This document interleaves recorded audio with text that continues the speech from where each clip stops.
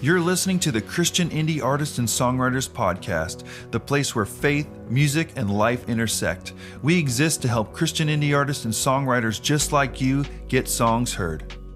Hey, I'm here with my friend Ashley Beckford, coming to us live from California. How's it going this morning over Brian. there? Thanks for having me on. I'm really excited. Awesome. Well, we connected through a Women in Worship writing event, and then we got to write an awesome song together, and then that song got to be recorded, and I can't wait to get into all that during the process of the interview, because it's cool how God brought us together in that way at that time, and then get to be a part of the Easter service and stuff, so that's really cool. So with all that in mind, I'm getting ahead of myself. With all that in mind, like, how did music kind of start for you? Where did you all get involved in the beginning? Well, music, it started when I was a kid. I was in church choir, the kids choir. You know, as I grew up, I was in choir for school as well. Started playing guitar, started getting into songwriting probably the end of my high school years, and then I started writing songs for coffee shops and started doing some, folk music. But the funny thing was I didn't want to lead the songs because I was terrified of being in front of people.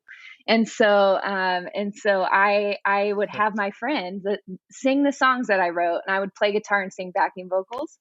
And so that's kind of how I started. And was always involved in church, started doing, right into college, got involved with a church internship for worship, but again, was very behind the scenes, didn't want to be the front person, always wanted to be the supporting role. But God had other plans for that, for sure. But that's where it started. Yeah, I totally relate to that. I started playing bass, as a 14-year-old, and that was always great. I was in bands, and I was never the singer guy. I was always the bass guy doing backup BGVs. Yeah. Same deal. Like, eventually ended up in church and playing bass, and I was great with that. I honestly loved that. And then, the one fateful morning where the worship leader called up Sunday morning, he was sick, and they're like, "Hey, can you sing?" I was like, "Maybe, let's see what happens," and that started this whole thing. So what kind of brought you from, kind of just hanging out in the back to getting pulled to the front? I always like to tell this story because my dad is incredible, and he was kind of the one who pushed me in this area when I was, doing coffee shop shows and having my friends lead the songs. She quit on me, and I was like, well, I guess my coffee shop career is over. Not that it was a career, but and so he was like, Ashley, my dad looked at me, he's like, you can do this. And he's like, hey, and I was dating my husband at the time. My husband's a musician as well, percussionist, drummer. And he's like, hey, if you do 3 shows on your own, I will buy Lance, my now husband, a cajon, and I will buy you guys 3 date nights, 1 for each show that you do. And I was like, Dad, really? And I was so scared, but I know. And Incentivized. And my husband Lance at that time was like, Ashley, you have to do this because I need a cajon. And so I was like, okay, let's try this. And so the first show, I remember I was so nervous and shaking and did not want to do it.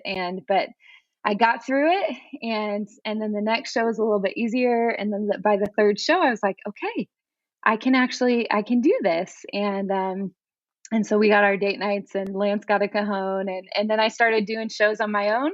I got a little bit more confidence in church and started leading worship there as well. And so that's kind of what switched it for me. My awesome dad really pushed me, and I had other people pouring into my life. I had a mentor pouring into my life, and it got me to the point where I believed in myself, and I knew God was kind of taking me in that direction. So I just, uncomfortable moments, but it was really stretching me and growing me in that time. So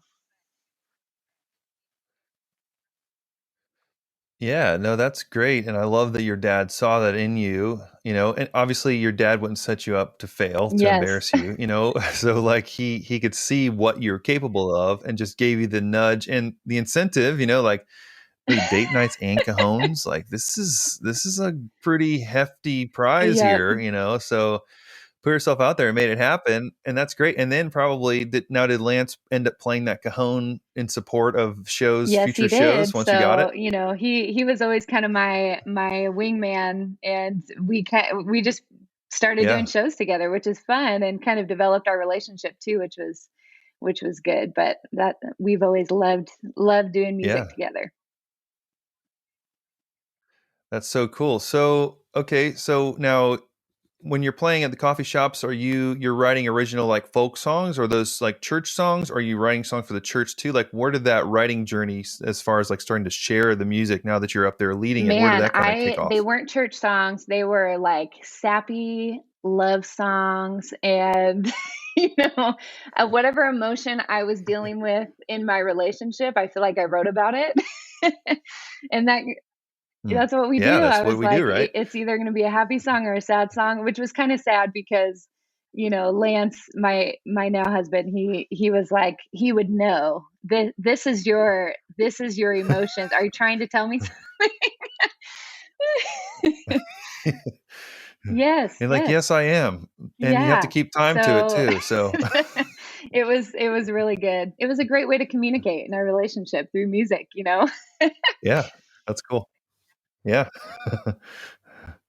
That's awesome. So when did you start to now, I know that you work at Unite Church now and you do that, but like where did that journey kind of start to where you went from the coffee shops to just more of an artist side to doing the worship pastor vibe and then kind of going all in Yeah, as a so vocation? kind of simultaneously while I was doing, coffee shop writing my own stuff, I was interning at my previous church, and I had a few years there where I had a mentor that was pouring into me. I would lead worship for one of our alternate venues, which was more of an acoustic venue. It was a lot of times just me and a guitar, or me and a cajon player, or very small band. And so I would lead worship there every Sunday.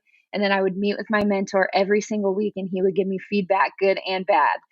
And so I feel like that Mm, was where I first started to kind of, because someone else was speaking it over me, saying, "Hey, I see potential in you in this area," and that's where I really started feeling the call on my life to be in ministry. That was not my heart from the beginning. I got my mm, degree in business administration. That I even worked in HR department for a local university for about a year. But then that's when I got offered a full time position at my previous church, and so I really prayed through that and decided to take it. That's where I felt God was calling me, and so again, I feel like just how I never wanted to be the front person.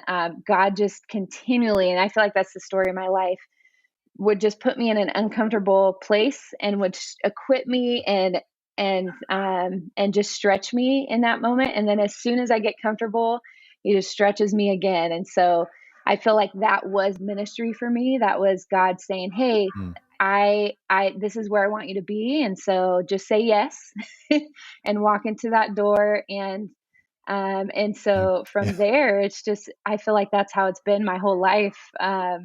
And so yeah, I definitely felt called to go into ministry. It was right after I got out of college, so I've been in full-time ministry for, gosh, 13, 14 years now. um, and I love every moment of it. Well, Wow. maybe not every moment, but most of them. Yeah. Yeah.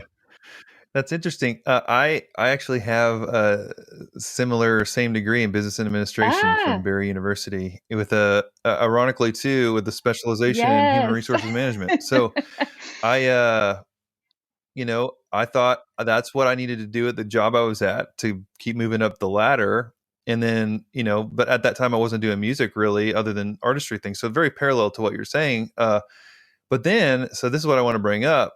How much do you use those skills you gain in school with your worship Oh team man. capacity? Because I know for me, like, it was like a glove, right? Like God planted that seed in our minds a different purpose, but then how it comes full circle. Like, talk about that a bit of how you use those skills in your Yeah, current role. all the time I use those skills. I feel like it's pretty rare to find a creative worship leader who is also administratively gifted.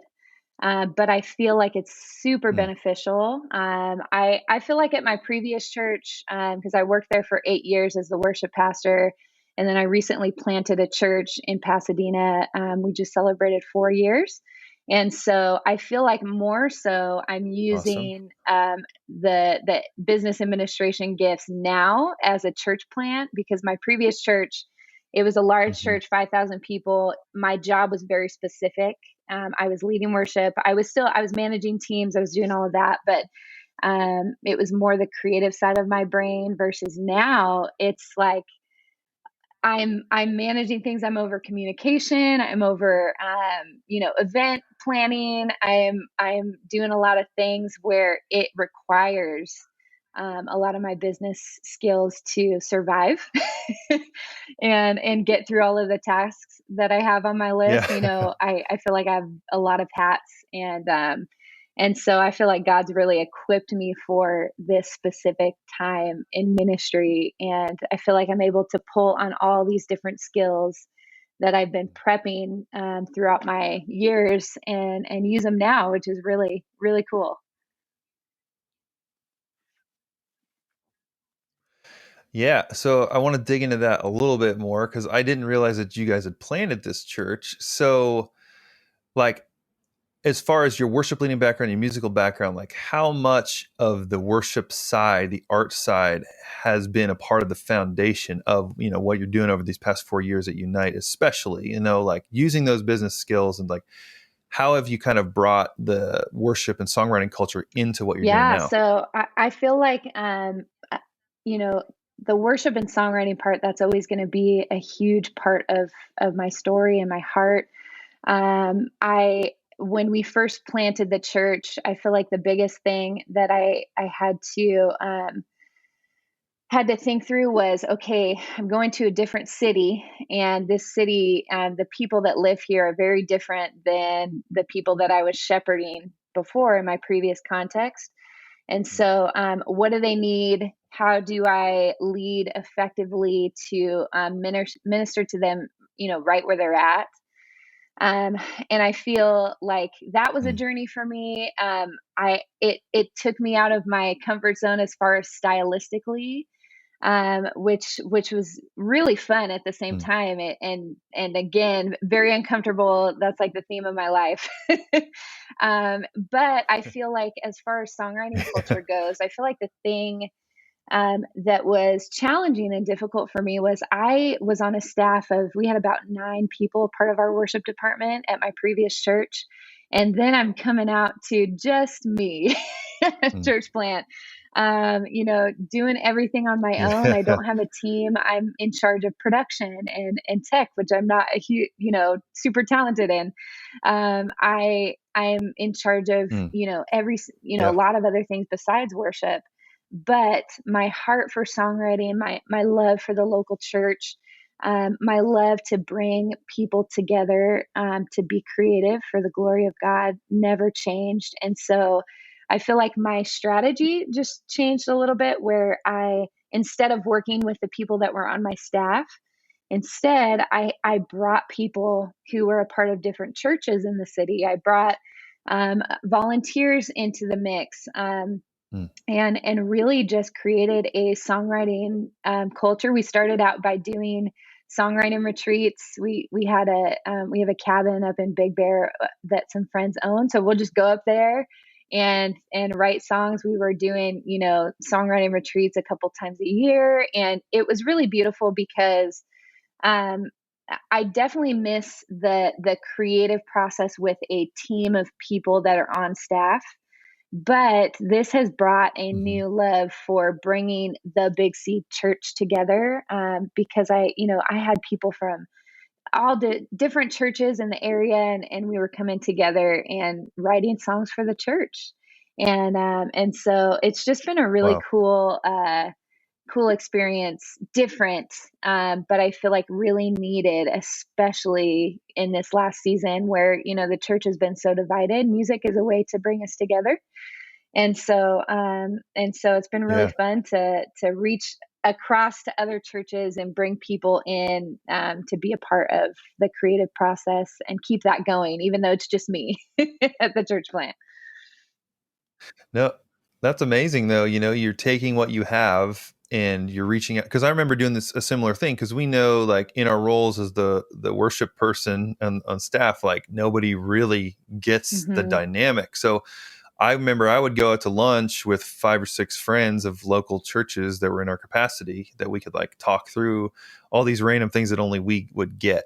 So I love that you're able to kind of do that. And then so when you would go up there to do these retreats, like was it targeted towards like did people bring those songs back and lead them at their churches, and like did you have themes involved? Like I'd love to hear a little bit about like the mechanics of those retreats, because that's definitely something that's interesting, as a way to cultivate creativity for like that's how you hit your whole nation. I know it's a state, but like it's more than just your body, it's the whole area. So I'd love to Yeah. hear you talk about that. So I feel like I'm always learning and growing in that, and changing things up. But I feel like, Um, the biggest thing was, for one, who has God provided to be at the retreat, first, because I throw a bunch of asks out there. Anyone want to be a part of this? And every retreat was a little bit different because of the people that were there, right? Because everyone's bringing their own personality, Hmm. everyone's bringing their own songwriting personality.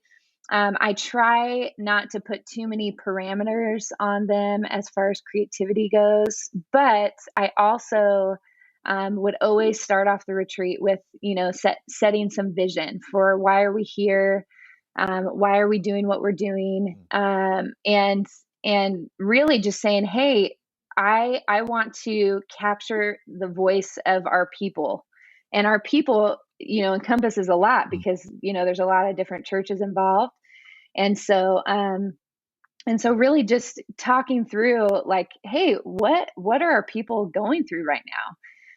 How can we put scripture into song, and the truth of God's word into song, and let it be, something that our people, as we're shepherding them, can cling to. And so, yeah, and so I feel like from there we just kind of, it was organic from there. We're breaking out into small groups, and letting people just write from scratch, or if they bring an idea, they can start from there.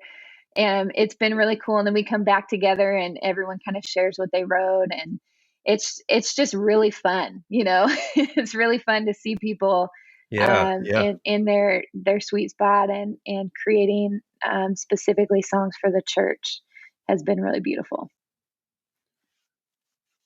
yeah. I was asking a little bit because we're actually hosting our first retreat, songwriting retreat here in June. People are coming here from all over the place Love to Florida, it. so I got to take some notes from you for your expertise in this area, because we're same thing. We're bringing people together. Don't exactly know the outcome, but we know that God definitely led us to do this.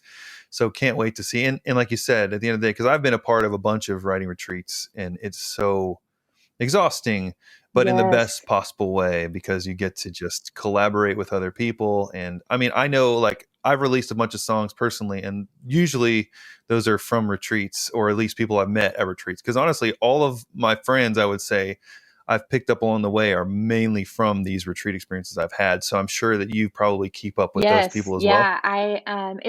I feel like it's created a really beautiful community, at least in our area. And Yeah. I've been a part of virtual retreats. That's how we met Brian.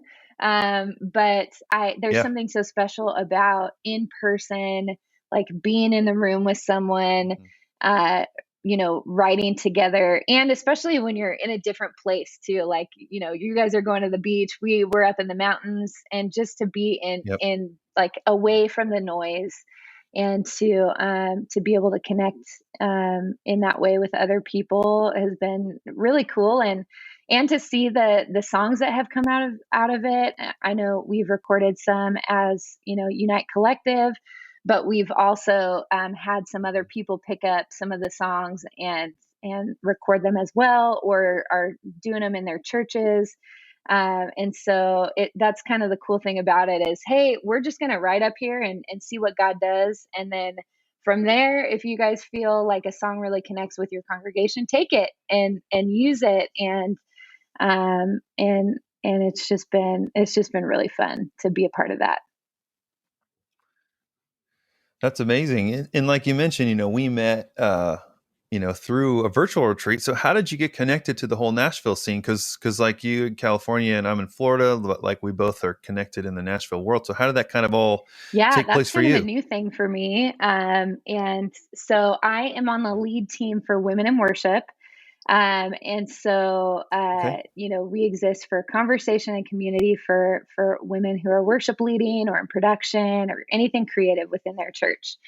And so, just being connected to that crew, we have lead team members in Alabama, we have some in Nashville, we have some in North Carolina, in Florida, where you are. So, it's, I Yeah. feel like that's definitely how I've gotten, connected and involved. And that's the songwriting retreat that we were a part of was a women in worship specific virtual songwriting retreat. And so, yeah, the Nashville scene is super new for me, and it's very different. I was talking to someone about this the other day. I feel like it's different than the California writing vibe. Hmm. Yeah. I feel like I'm learning a lot from it. And so it's just been fun. I want to go in person someday. Once this pandemic's over, where I'm going to fly out there and have a good time. So, Yeah. That's when everything kind of changed for me personally. As I went to a writing retreat in 2017 in May, almost actually just about 4 years ago, almost to the day, and that literally started a whole new trajectory. Not to say that's what's going to happen for, like, you're not going to yeah, change everything for you, but for me, I went from, because I didn't have a community like you had already. I went from being like the random guy who wrote songs that no one cared about, like, because there's no one doing yep, that in my town. I just like, I do songs like, well, why? I don't know. I just feel like I need to like realizing there's a whole group of people out there that are chasing this thing down. And like, it was like, wow, there's something to this more than just me doing that, for the past, I don't know, 15 years of my own for no yes. reason.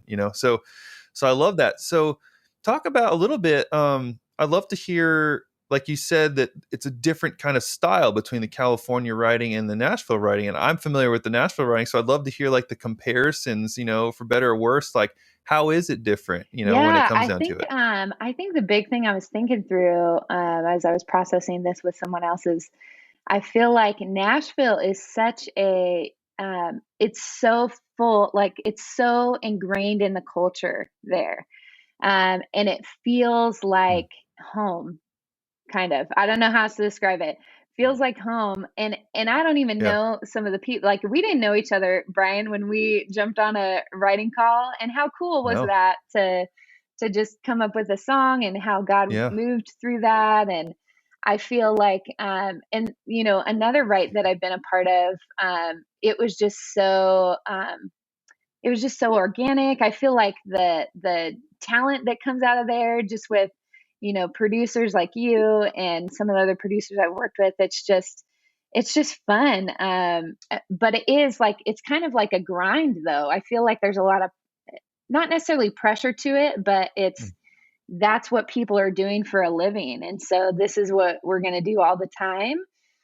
Whereas I feel like out here in Yeah. California, and maybe it's just the community that I'm a part of, but it seems like people kind of stay in their cliques a little bit more. They're not necessarily writing with new Hmm. people. If they find if they find someone that they really enjoy writing with, they write with that person all the time. And I know there's some of that in Nashville too, I'm sure, but Mm, it just feels more like we're going to stick with what we know. We're going to, um, even like with when I'm planning songwriting retreats, a lot of those people know each other, and there's a songwriting community that's kind of and a group of mm. people that knows each other, is comfortable writing with each other, and then we seem to get more done that way. And because you can dive in so much quicker, Yeah. when Yeah. you have a relationship with someone, a lot of times. And so I I don't know if that's just Right. where I'm at in California. I'm in Pasadena, near LA, and so I don't know if that's just specific uh, to where I'm at and the people I'm connected to, or if that's if it's different anywhere else. So, but Nashville rides have been so fun. Again, been super stretching for me to just get thrown into a virtual room with people that you don't know and just start writing, and just who knows what you're going to come up with. But um yeah. See what happens. Yeah. Yeah, that's cool to, perspective, because I typically only write virtually, at this point, just because I don't have the community around me, and it could be bad on me, but like, since I'm was kind of brought into the Nashville scene, it's like, yeah, it's like constant cross pollination, like you definitely find people, and I've written multiple songs with some people. You just kind of see, like, I get to the point where I'm like, hey, like, I'm gonna do like this is like going to be like a pop folk song. Like, I'm definitely going to call up Sophie Lockhart and see if she can jump in on it, because I know that's like Yes. her jam, So like, and I'm sure you do the same thing, with your people, like, if I'm going to write like an epic, slow burner worship song, I'm going to call up this guy or this girl to do Yeah. that, So you just learn everybody's, strengths and vibes, but yeah, Nashville is like, there's so many people doing it. It's like, you have to like dip your toe into the water, and it can be Yeah. pretty intense, because there's and two, there could be intimidation. Like, I know I remember the first couple times I went there, I was like, and even now, to be honest, like, I'm like, yeah, I'm definitely not good enough to be in the room, but I'm glad to be Yes, you here, kind are. of thing. Like, you just kind of you just work with what you have, and but at the end of the day too, especially in our context, like, if God is our target to glorify him through it, like, the people have been so nice. And I mean, everybody's, got their own thing going on, but like, for the most part, my experience, like, everyone's been so uh open, and no matter what level. I remember my first co-write ever in Nashville was with Tony Wood, who's like, I didn't even know at the time, but Tony Wood he's got like over 40 number one hits in Nice. CCM. It's like amazing, but I would never have known that. For one, I'm glad I didn't at the time, because I would have been like, I can't even say anything, but two, like, I would have never known that, because he was such a teachable person, and like, so like warm and open to Yeah. helping people. I mean, it was a retreat environment for sure, but it wasn't like, no, you're not good enough, you should get out of here. It was never like that, and I love that. So I always try to carry that with me, whether I'm the worst or best person in the room, depending on the day. Like, it's I feel like I love that part about the Nashville thing, is like equal splits, and I know that's more about like credits, but like, I look at it more of like, this is not a competition. We are all working towards the best song possible. And like, that's why we're not really going to worry about how we cut it up. It's all equal. Yeah. Cause some days we have great things. Like, when we wrote the song together, like, you brought the song, and we just sort of like, messed around with it a little bit, but like, you wrote the golden song already, so, with your process, kind of jumping a little bit, like, you know, with Take Me Holy, with the song we did, like, you brought in, a mostly fleshed out song that just so happened to, because of God's Mhm. awesomeness, work with the track idea. But like, do you have like a general writing process? Like, are you always sort of thinking about Unite, in your mind when you're writing? Like, what is that writing process for Yeah, you these days?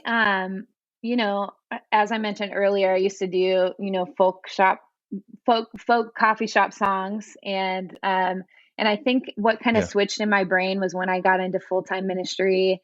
I realized my heart and my calling for the local church, and I wanted to put all of my energy, all of my creative energy, to the local church, and my heart for the local church. And so ever since then, I have not written besides a song for, me and my husband's wedding, which I saw that you and your wife have a song for your wedding too.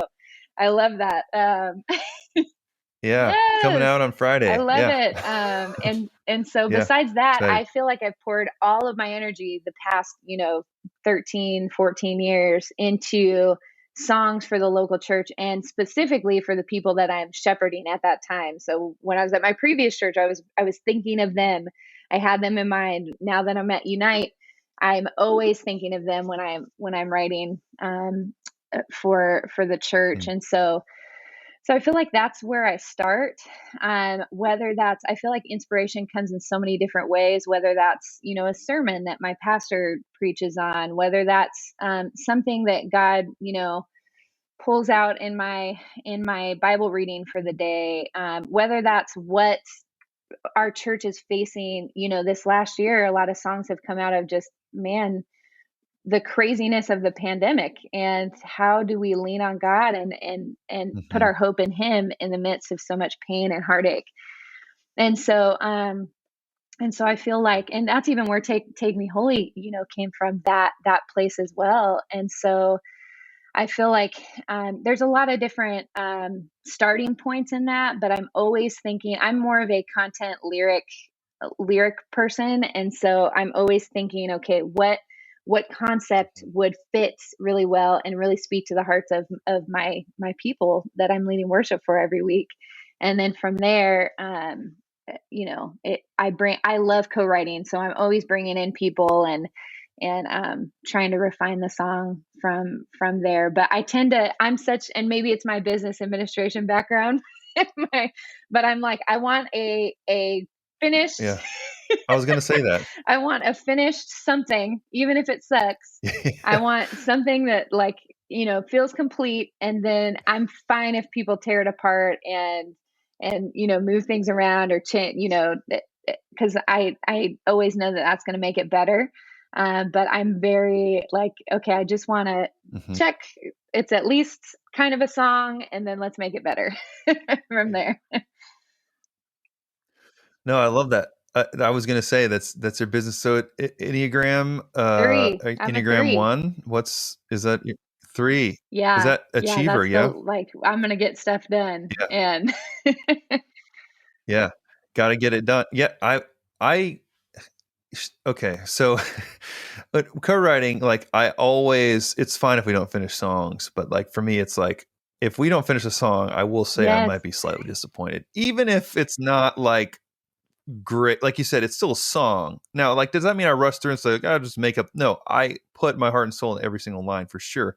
But yeah, it's my goal within every 3-hour block that we have a song when we're done, Yes. So I totally understand that. And I know when I'm in a writing room like that, like I'm just like you said, always thinking about, okay, we're on the verse or we're writing chorus, whatever it is, like, how do we got to make sure that last line before chorus makes sense to lead in. It's like always thinking into the next line. That way it's like a coherent thing. Cause otherwise just like a bunch of random it's poetry, which is great, but I feel like personality, like you have, is like very beneficial to like keeping everything on track towards, and not because you have to finish just so you can say, oh, I wrote another song today. It's not about that. It's like, because as we working with hyper creative people, sometimes you can be like off in the clouds like for a while, and that's fun and that's awesome, and like you need that, but also there has to be the balance to where it's like, okay, like I've got this one song I wrote, and the chorus is like, I keep my eyes on the horizon with my head in the clouds and my feet on the ground. So it's like we can live with our head in the clouds and like dreamy,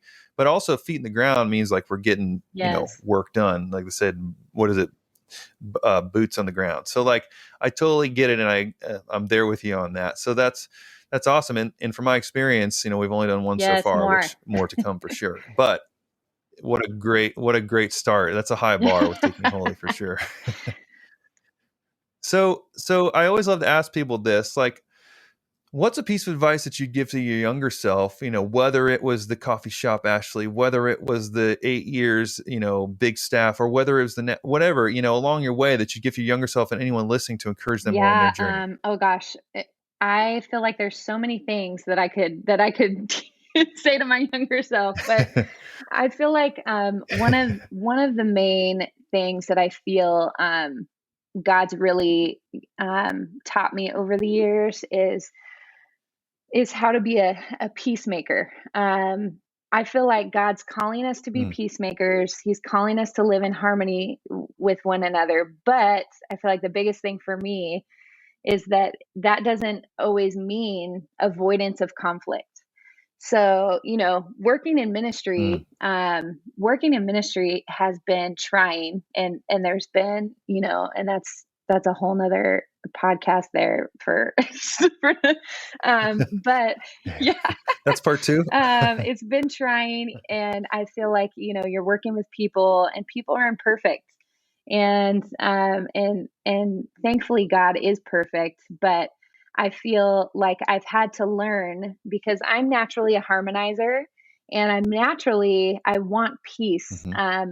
But I feel like so much so over the years that I have avoided conflict altogether. I've avoided hard conversations. And I feel like as a leader, that's really a hard position to be in, because sometimes you have to say the hard things. And I feel like, especially this last year, when tensions have been so high, and there's division everywhere you look, God is calling us to be peacemakers.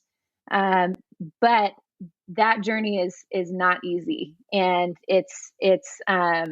I love what First Peter 3 says, in the Passion Translation. It says, eagerly pursue peace in every relationship, making it your prize. And that has just like been what has, Wow. got me through even this last year. And what I would tell my younger self is, eagerly pursue peace as your prize, but that doesn't always mean the easy way out. So, what are those things that you have Mm, to, what are those, do you need to have a hard conversation in your situation? Is God asking you to stay when it's easier to go? Or is he asking you to go when it's easier to stay? mm. There's so many of those situations that Wow. I've gone through throughout the years, where I feel like, if I could tell myself, being a peacemaker, is hard, and it's okay to take, those difficult conversations, and that is being a peacemaker. So that's kind of what I wish I could have told my younger self.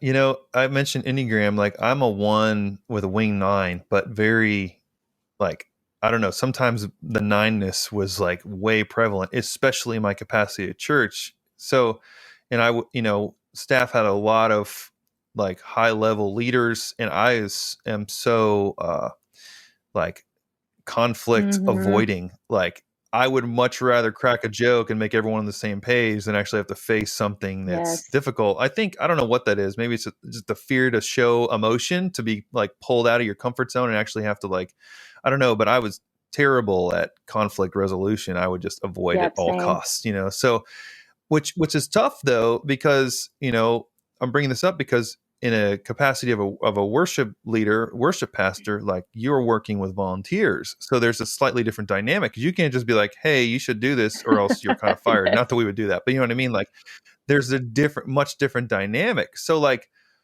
what has been some ways, kind of like in reference to, working with creatives, working with artists, working with songwriters, that you have been able to find peace, but also like set a standard of excellence? And like you said, just like when you do your retreats, you kind of set vision. Like, do you do that in that process? Like, how has that kind of worked? I know it's a little bit of a wide open question there, but like, what are some ways that you've kind of kept the peace in a Yeah. creative community? I think, I feel like one of the biggest things that's helped me is setting those expectations early, and saying them early, and a lot. Um, if, something as simple as what to wear on a Sunday. um, that's a big Yeah, that's a one. big one. Or I feel like, because with creatives, it's hard because you want to give creatives freedom to be creative and have that Right. space, but also giving them a few boundaries, I think, is really healthy. And it will be better for your Mhm. organization in the long run. And so even with retreats, I feel like, yeah, this is why we're here. This is what we're doing, and then go fly birdie. So it's kind of Yeah. a balancing act, I think, between expectation and freedom. Um, as far as, Mm. how do we, set the precedent from the beginning? This is who we are. This is what we do. But also, I want to empower you to operate out of your God-given creativity and the way God's gifted you. I feel like, Mm. even like, I think about stylistically when I bring in guest worship leaders into our church. Some of them are super gospel heavy. Some of them are more pop. Some of them are more folk, whatever that might be. And I've told every guest worship leader that has come in, hey, I want you to feel free to be you. I want you to be you. Mm. And I feel like that's really helped by setting the expectation early on, because I think so many times creatives can get squished, and then they aren't themselves. And so, yeah, expectation and freedom, it's a fine balance. Yeah, no, I think that's such great wisdom, in the church context, but also like in co-writing dynamic, like coming into a co-write and kind of being, not that you're like, all right, guys, before we begin to write, let's cast some vision for this song, like it may not have Yes. to be that formal, but I love that idea of kind of like, if for nothing else, as co-writers coming into a room, like you can kind of let people know where you're at, like, because always saying like, I'm holding on to this loosely, guys, like here's my idea, but like don't feel like you're pressured. Like I love personally being in those kind of rooms, virtual rooms or real rooms, because then you kind of know like, cool, like this is a safe place. And I guess ultimately that's kind of what we're going for. If people know that they can actually be themselves and lean into their, like you said, lean into their own gifts and talents. You have to set parameters and borders, of course, but like setting those things up front, I think is Yeah. so important. So I'm really glad that you said that, because I think that's something that a lot of people, because maybe that's the thing, like when you first get into a co-writing situation, really anything, I'm just bringing it into that context because of Christianity as Yeah. artists and songwriters, but like knowing that this is a safe environment for me to do that and not have to feel like I am going to be like ostracized or like cast out because I say something dumb or give out a line that's silly. Like it's okay, because it's I know for me personally, it's always my hope that like whatever I say will inspire a better idea, but we have to get our ideas out there in Yeah. order for that to happen, right? Yeah. That's so hard. I feel like in the writing context too. Especially I've had writers come up to me and say before that they don't feel comfortable being themselves completely, in rights that they've been in, Mm. because their style is different than someone that they were writing with, or their yeah. I mean, there's been so many people that I've talked to that have gone through that before. So it's like, how do you set up a safe space in your writing environment to where people feel like they can be who they are and who God's called them to be. I think that's so important in Mm. writing spaces. And if it's set, maybe that's something you say from the top, and because again, expectation. If you set the expectation and just that, hey, we want this to be a safe place where you can be yourself. I think that's so beneficial in a Mm. writing environment for sure. Yeah, that's really good. And I know that I'm definitely encouraged by that. And I know anyone else listening, I'm sure, is too. So I'm so glad that you were able to do this. And, I feel like it wasn't so long ago. Was that February, Yeah. right? When we did Yes. the Women in Worship, and then got to write and then the song, and now it's out there. So, I will start the promotion on for you now. But if you haven't heard it yet, go listen to Take Me Holy. It's out by Unite Collective, and it's an awesome song. Not just because I am partial to it because I had something to do with it, but I think it's a really awesome worship song, and it's powerful. So, Ashley, I'd love for you to tell people how they can connect with you and the church and just everything. Let the people know how they can find you. So you can find me at ashleybeckford.com. That's kind of a central hub where you can see all of the things that I'm involved with women in worship, and also Unite Collective. You can also go to unitecollective.com and see some of the releases that we've put out through my church, Unite Church, and that website's unitepasadena.com. But the song, Take Me Holy, the one that we just did, that one's available on all streaming platforms. And then it's also available now on praise charts with the charts, the rhythm chart, all of that stuff. Awesome. So you can check that out as well. Cool.